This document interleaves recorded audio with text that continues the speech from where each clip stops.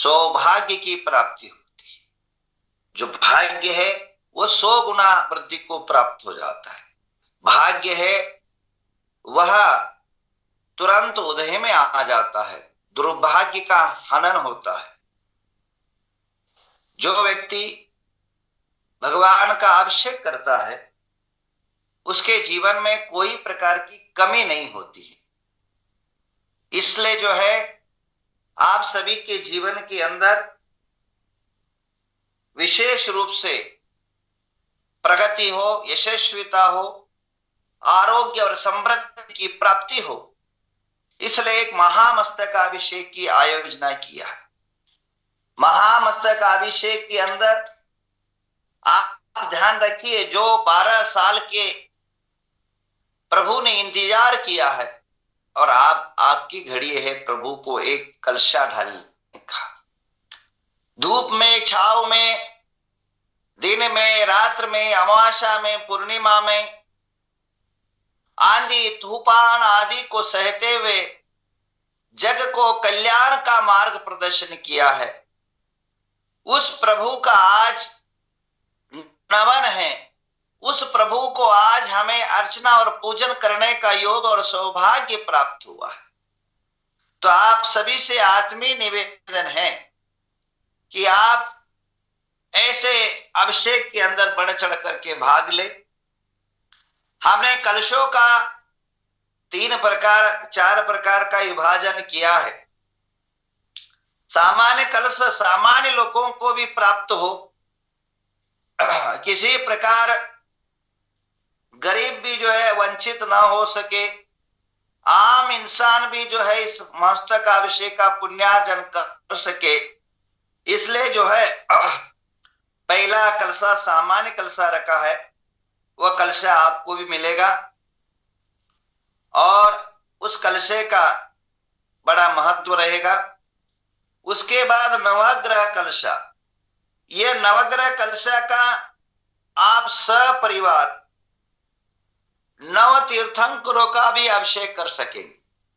सामान्य कलशा लेंगे 2500 का, मात्र 61 फुटी प्रतिमा का मात्र अभिषेक कर पाओगे, परंतु 5555 का कलशा लोगे तो पूरा 9 तीर्थंकरों का अभिषेक करके अपने जीवन को सौभाग्यशाली बना सकते। उसके बाद दूसरा नवग्रह दोष कलशा। भारत भर के अंदर एक ऐसा क्षेत्र है जहां नवग्रह दोष की शांति होती है। भारत भर में ऐसे एक चमत्कार, एकमेव ऐसा विराट और विशाल नवग्रह तीर्थ बना है जहां दर्शनम देवदेवस्य दर्शनम पापनाशनम के साथ दर्शनम सर्व दोष नाशनम, सभी प्रकार के सर्व ग्रह दोष नाशनम, सभी प्रकार के ग्रह दोषों की शांति होती है। और ग्रह दोष शांति के लिए जो वास्तु शास्त्र के अंदर, ज्योतिष शास्त्र के अंदर, जो नाना प्रकार के वनस्पति शास्त्र के अंदर, आगम के अंदर ऋषि और मुनियों की व्याख्या के अनुसार जो द्रव्य वनस्पति चाहिए वह सब वनस्पति से मिश्रित एक कलश आपको प्राप्त होगा, जो नवग्रह तीर्थंकर के चरणों में आप डालोगे, सिर पर डालोगे, बदन पर डालोगे और महामस्तकाभिषेक कर पाओगे सभी मूर्तियों का। इसके अलावा और आप सुमेरु पर्वत में जो बनने वाला, जो विश्व का अनोखा और अलौकिक अद्वितीय मेरु पर्वत है, उसके अंदर जो 16 महातीर्थंकर है, उस महातीर्थंकर के मस्तक से अभिषेक आप कर सकते हैं। और उसके बाद 1,11,000 का एक कलश है जो विशिष्ट कलश है। उस कलश का लाभ यह है कि रत्न जड़ित कलश है, रत्नों से निर्मित कलश है। उस कलश को धारण करने से आप अपना परिवार समृद्धशाली बना सकते। ये तो कलशों की बात है। अब अभिषेक की महिमा आपको बता दूं। भगवान आदिनाथ का समोषण लगा हुआ था और अयोध्या नगर के अंदर राजा भरत चक्रवर्ती संध्या की निद्रा में शयनास्त हो गया था। और जैसे नींद आरंभ हुआ, अंतिम प्रहर के अंदर उसने सपने देखे और सपनों में चित्र विचित्र सपने देखे, अनेकों प्रकार के विकृत सपने देखे और सपनों के अंदर तमाम प्रकार की अपनी और देश और समाज के विनाश होते हुए देखा। उस सपनों के अंदर अनेकों प्रकार के अपने जीवन की हानि होने का सूचनाएं उसे मिली। तो तुरंत हड़बड़ा करके उठा और प्रभु आदिनाथ के पास दौड़ा दौड़ा गया और भगवान आदिनाथ के चरणों में नतमस्तक होते हुए कहा, प्रभु मैंने ऐसे ऐसे सपने देखे हैं, का क्या करूं? ऐसे अनेकों अनाहुत होने वाले, दुर्घटना होने वाला है, तो मेरे जीवन को रक्षण करने का कुछ उपाय बताइए। अब आदिनाथ भगवंत ने उसे कहा, और कुछ नहीं, तेरे सारे संकट समाप्त हो,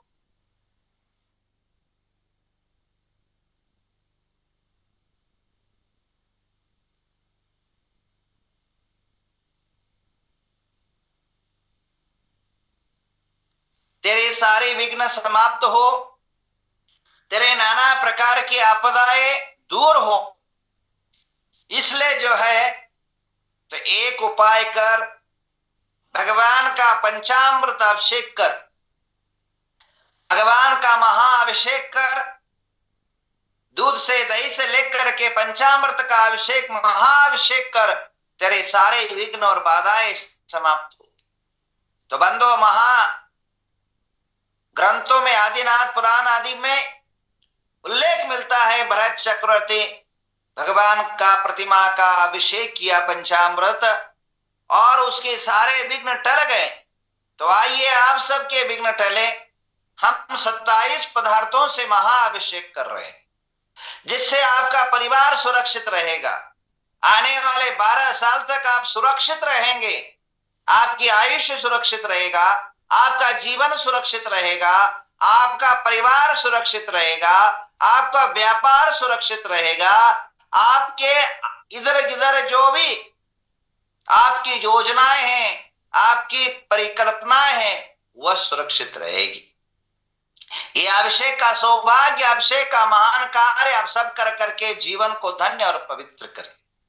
और इस अभिषेक के लिए कल जो है, मैंने कल नाम आए हैं संजय गांधी, जो मेरे बहुत पुराने आत्मीय रहे हैं, और प्रद्युम्न गांधी के जो है छोटे भाई है, अकलूज की निवासी प्रद्युम्न गांधी के जो छोटे भाई रहे हैं और अकलूज के मंदिर के पास रहते हैं, से संजय गांधी ने 1,51,000 रुपया जो है अभिषेक की सवाल लिया है, उन्हें 3 अभिषेक को दिया गया है।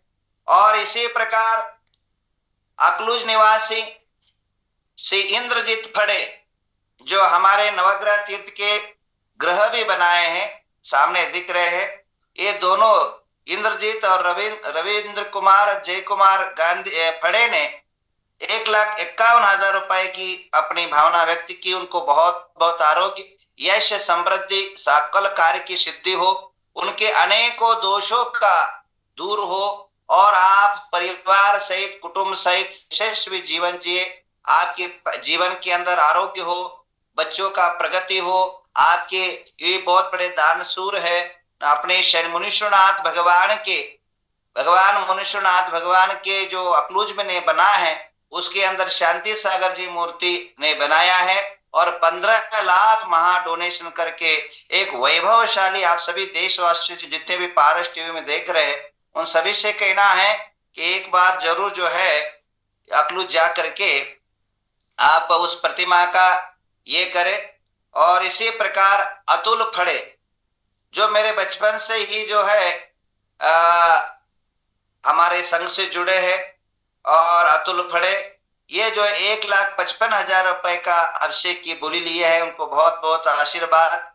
और और इसी प्रकार भी प्रिंसिपल 1,55,000 रुपए इन्होंने एक अभिषेक की लिया है। और गौतम ने जो है 1,55,000 की बिली ली है। उन सभी महान भावों को बहुत बहुत आशीर्वाद, समृद्धिशाली हो, ऐसे सभी जीवन हो, ऐसे हम आशीर्वाद प्रदान करते हैं। आप सभी भी अपने जीवन के अंदर ऐसे महान कार्य में, अभिषेक के अंदर आप जरूर भाग ले। और इसी प्रकार आप सभी को एक समान ये है कि 27 तारीख को समडोली से आचार्य, जो आचार्य शांति सागर के पट्टाचार्य है,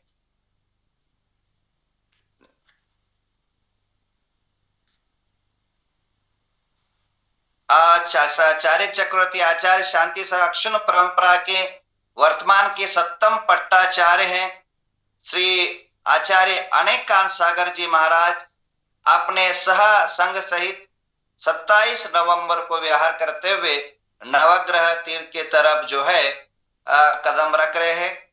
इसी प्रकार आचार्य गुणभद्र महाराज अपने 12 साधुओं के साहित्य जो है नवग्रह तीर्थ के लिए विहार कर रहे हैं। और इसी प्रकार तमिलनाडु से 22 पिच्चे सहित जो है सुविधि सागर जी महाराज वहां से विहार करते हुए नवग्रह तीर्थ मस्तक का अभिषेक के लिए पधार रहे हैं। इसी प्रकार 20 तारीख को आचार्य मयंक सागर, जो आचार्य रैन सागर जी महाराज, जो धर्म सागर के शिष्य है और उनके शिष्य रैन सागर है और रैन सागर के पट्टधर आचार्य मयंक सागर है, वे अपने सत्संग सहित जो है 20 तारीख से विहार करते हुए नवग्रह तीर्थ के तरफ कदम रख रहे हैं और महामस्तकाभिषेक में शामिल होंगे। और इसी प्रकार इंदौर से जो है आचार्य प्रसन्न ऋषि महाराज, जो श्रीमंदर आचार्य के जो पट्टधर है, वे विहार करते हुए नवग्रह तीर्थ के तरफ बढ़ रहे हैं आचार्य श्री प्रसन्न ऋषि महाराज। और इसी प्रकार आचार्य प्रज्ञा समन देवनंदी महाराज 18 तारीख को नमोकार तीर्थ से विहार करते हुए जो है 800 किलोमीटर लंबा विहार करते हुए नवग्रह तीर्थ के तरफ आ रहे हैं और महामस्तकाभिषेक के अंदर शामिल होंगे। तो बंधुओं, इसी प्रकार आचार्य कुशानंदी महाराज, आचार्य गुप्ती नंदी महाराज भी जो है विहार करके औरंगाबाद से नवग्रह तीर्थ के तरफ बढ़ रहे हैं। आपको समय समय पर सभी की सूचनाएं और उनके वीडियो, उनके फोटो जो है आपको दिखाया जाएगा। और इसी प्रकार आप सभी से निवेदन है कि आप सभी लोगों से एक आग्रह है कि ऐसे विशाल विराट साधुओं का जनवरी में जो है इलाहाबाद में महाकुंभ हो रहा है और जैन साधुओं का हमारे कर्नाटक के अंदर महाकुंभ हो रहा है। तो आप सभी जो है आए, आहार दान का जरूर चौका करके अपने जीवन को सौभाग्यवत बनाए, जीवन को पवित्र बनाए, जीवन को पावन करे। आचार्य महावीर कीर्ति महाराज का मैं स्मरण सुनाऊं। आचार्य महावीर कीर्ति महाराज फिरोजाबाद में जन्म लेकर के वे सबसे बहुत अच्छे कार्य इन्होंने किया जीवन के अंदर। वे कहीं स्कूल कॉलेज में नहीं पढ़ा, इंदौर में, मुराना में ऐसे जो धार्मिक पाठशाला है वहां पढ़ करके इन्होंने जो है अपने जीवन को महकाया और उसके बाद वैराग्यवंत हो गए। ये सब आपको मैंने बता ही दिया था। और उसके बाद जो है आचार्य महाराज जो है